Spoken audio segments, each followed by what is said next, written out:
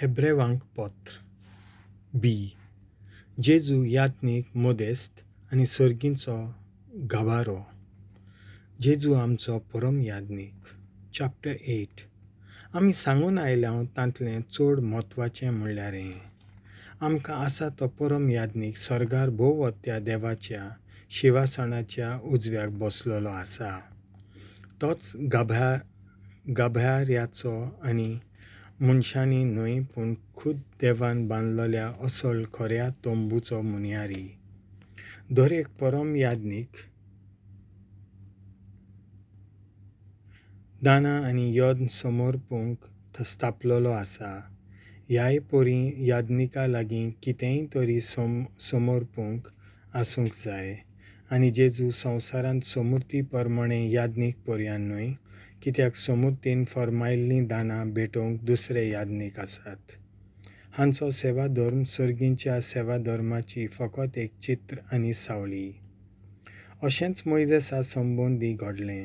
मोइजेस तोंबू तांदूंक वेतालो तेन्ना देवान ताका सांगलें, दोंगरार तुका दाखयल्लो त्या नमुन्या प्रमाणें सगळें चोत्रायेन कर.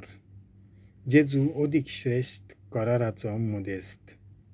तर आतां जितलो जेजू अदीक श्रेश्ठ कराराचो मोदेस्त, तितलें अदीक श्रेश्ठ मुनियारपण ताका दिल्लें आसा. हो करार अदीक वत्या भासावण्यांचेर स्थापलोलो आसा.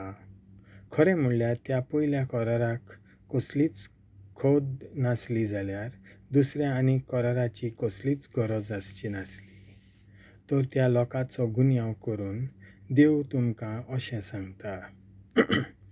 पळयात, हांव इस्रायेलाच्या घराण्या कडेन आनी जुडाच्या घराण्या कडेन एक नवो करार करतलों.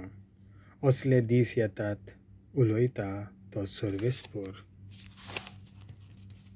तांच्या पुर्वजांक तांच्या हाताक धरून इजिप्त देशांतलीं हांवें भायर काडलीं, तसलो तो करार जावचो ना. तीं म्हज्या कराराक विस्वाशी रावलीं नात आनी ह्या पासत हांवें तांकां सोडून दिलीं, उलयता तो सर्वेस्पर.